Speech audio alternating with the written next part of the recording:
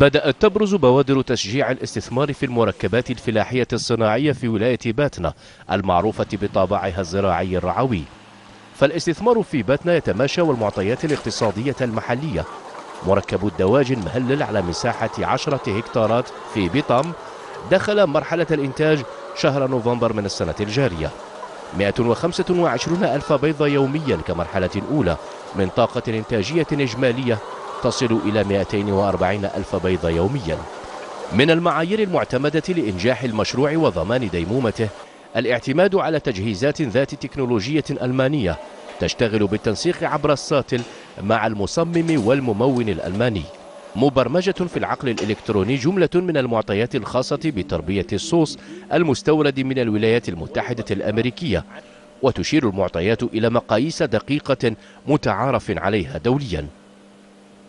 الفترة الأولى اللي هي تكون عمر الصوص 18 أسبوع. في مرحلة 18 أسبوع يبدأ في إنتاج البيض المقدم للاستهلاك. في خلال هذه المرحلة راح يبدأ الإنتاج في تزايد، راح يبدأ الإنتاج بنسب متفاوتة إلى أن يبلغ الحد الأقصى. شحال يصل الحد الأقصى تاعو حوالي إلى 95% من العدد الكلي للدجاج، يمد 95% في الإنتاج الكلي كل يوم. يعني 95% من الإنتاج الكلي يوميا يوازيه ماذا؟ يقابل ماذا؟ يقابلها حوالي 1800 علبة اللي فيها 30 بيضة.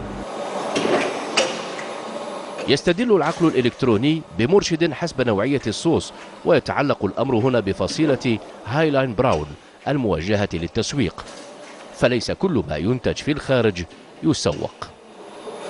اليوم احنا عندنا دراسات مدة عامين، احنا رانا نفكروا كيفاه يعود الصوص اللي هو الأم الأول يعود هنا في الجزائر، في اللي هو الجانب الأوروبي والأمريكا، هو ماذا به يدعمنا بحنا يولي عندنا الصوص هنايا في الجزائر.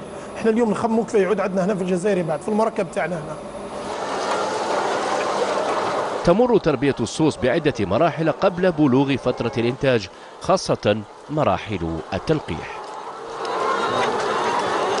بالنسبة لبرنامج التلقيح للدجاج يتم من أول يوم للتفقيس، ثم كل أسبوع إلى غاية الأسبوع السادس عشر قبل مرحلة التبييض.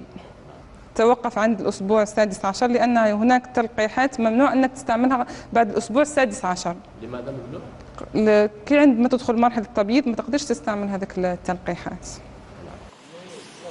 يعمل المركب ب4 وحدات. يبلغ عدد الصوص في وحدة تربية الصوص الواحدة 81,000.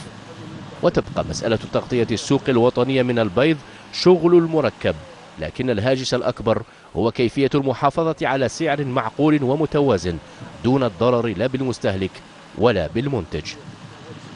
وحدة الإنتاج عندنا هنا 240,000، ماذا بتكون في عدة مناطق، وماذا بينا احنا اليوم السوق يكون متوازي، خاطرش اليوم الفلاح الصغير راه يتضرر معنا. يعني السوق اليوم موش حاكم روحه. اليوم السوق مرة يكون البيض طالع، مرة يكون هابط. احنا ماذا بينا اليوم نتوحدوا مع بعضنا ويكون عندنا استراتيجية كيفاه يكون السوق وكل يكون متوازي مع بعضها. هذا هو الهدف اللي يهمنا في الموضوع. العرض في الجزائر كاين كبير. احنا اليوم رانا نخموا كيفاه نتوحدوا مع بعضنا، نديروا مجمعات مع بعضنا، كيفاه نحاولوا نديروا تصدير للخارج في الدول الافريقيه اللي هي الدول اليوم الافريقيه اللي هي تحتاج في الماده تاع البيض. احنا رانا نحاولوا اليوم كيفاه نجتمعوا مع بعضنا ونصدروا للخارج. هذا هو الهدف تاعنا اللي احنا نحبوا من السلطات تعاوننا في هذا الموضوع.